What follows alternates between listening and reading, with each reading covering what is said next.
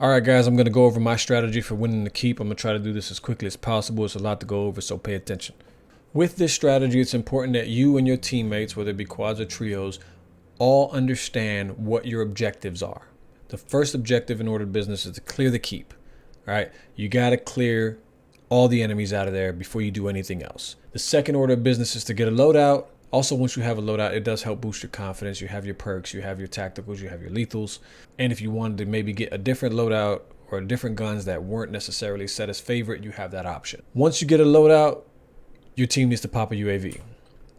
Keep in mind, if you have cleared the keep, you have enough money to buy a loadout and to pop at least one UAV.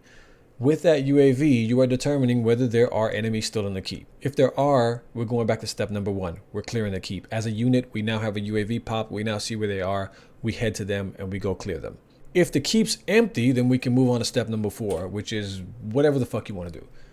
At this point, if you want to grab a contract, a scavenger, a supply run, if you want to pop the zombies that's in the middle, this is the time where you go ahead and do that. I would recommend you let your teammates know so that you guys are all on the same page. Hey, I'm going to grab the scabby. I'm going to pop the zombies in the middle so we can get specialists and the free UAVs and stuff like that, whatever you want to do. But communicate that to the team. But at this point, you can do whatever the fuck you want.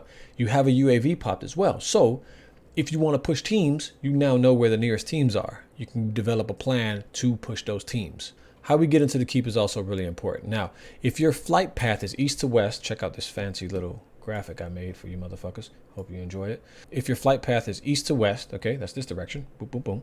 Right, there's a compass up here, if you guys never noticed that. You're going to want to land on the second level balcony in the front.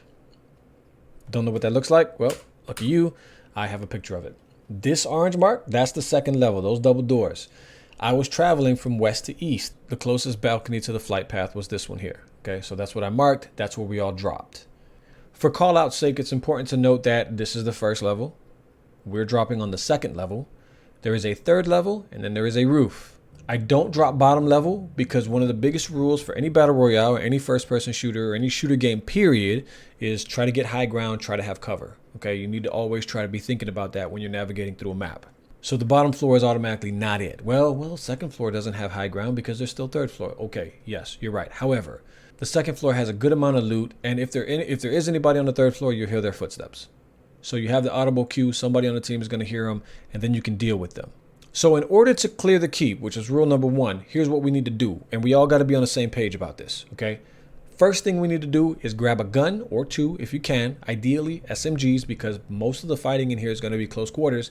Grab a plate. You only need at least 1, maybe 2 plates. Don't be greedy. And now we're booking it to the back. So we started off in the front. We've got our guns, we got our armor, and we're hauling ass to the back. If you know that you guys aren't the best shooters, and you need to be honest with yourself, we're not all Joe Woes, swags, huskers. We just don't have it like that, right? We got day jobs and families and shit. We can't play it that much to get that good. If we know we're not all shooters, all 4 of us, or 3 of us, or 2 of us, depending on which mode you're playing, need to run together up a side, okay? Pick a side. You can either go counterclockwise or you can go clockwise, but pick a side and run up that side together.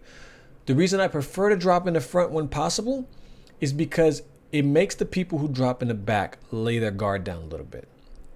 Unless you're fighting up here, they start to think they're alone. They jump through, they start looting, they get their guns, they armor up, and they feel like there's nothing to really worry about. And right when they start to let their guard down is the time that you and your crew of gangsters run to the back and light their shit up. The timing seems to work out perfectly most of the time. Also, if there are more than one team back there, they're battling, they're already hurt. You come in there with your squad and you just kind of clean them up. If you're traveling from north to south, okay, again, we have a compass here, north to south, you're going to want to drop on the back balcony. You can drop front, but I would just go ahead and say at that point, drop back balcony.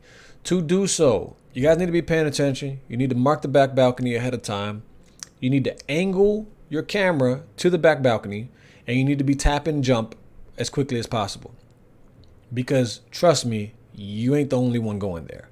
Now, I personally do not like fighting on the back balcony. My team knows this. What I do is I land and go straight through those double doors, and then I have an option.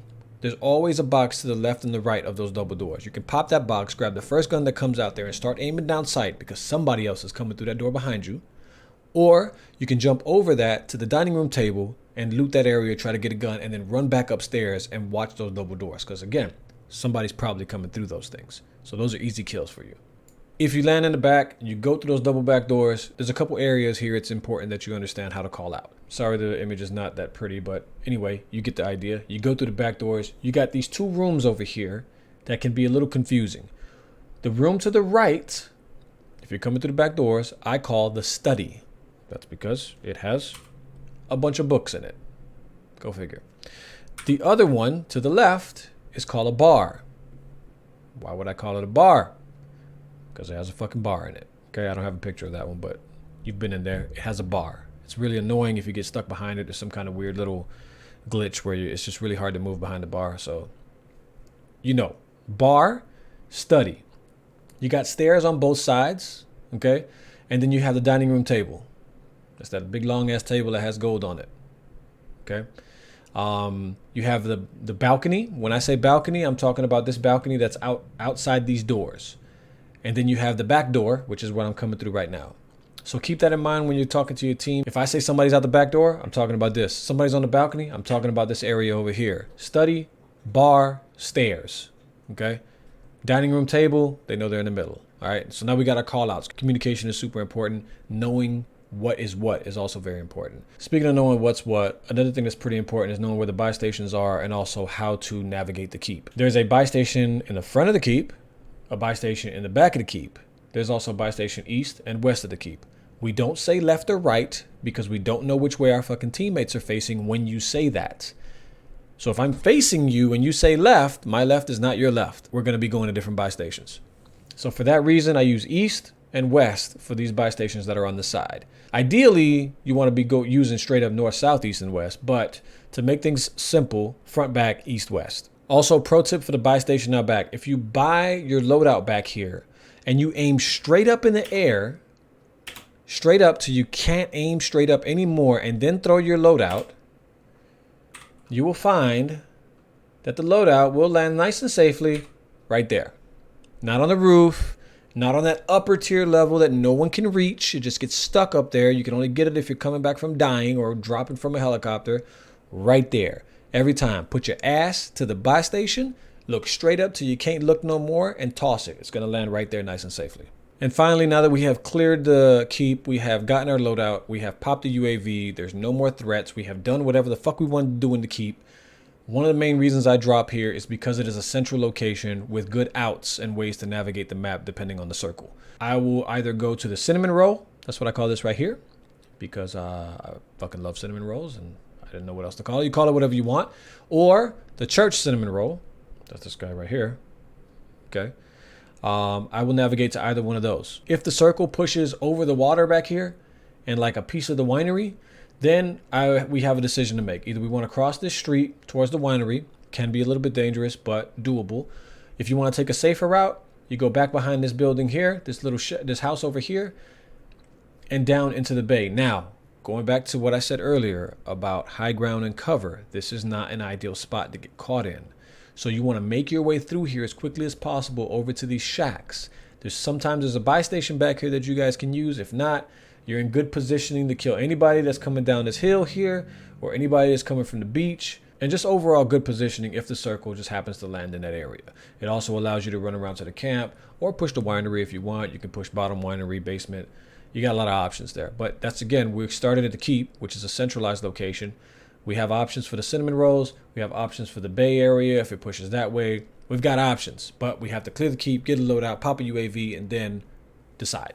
When you talk about the strat beforehand and you have your team on the same page, and you do this several times, you get into a rhythm, and then you realize you don't lose the keep as much. You don't have those quick drops and dying, those quick ins and outs where you drop, you all get waxed, and then you're back in the lobby waiting for the next game. You move as a unit. It's much harder to kill a unit together than there is dealing with just a couple stragglers. And that's my strategy for the keep, guys. It works most of the time, especially when everyone on my team knows the strategy, knows what we're going to go do here, and is on board and focused. If you win the keep, you put yourself in a great position to win the game, geographically, monetarily, and resourcefully. So take that, give it a shot, talk to your team beforehand, tell them this is what you want to do.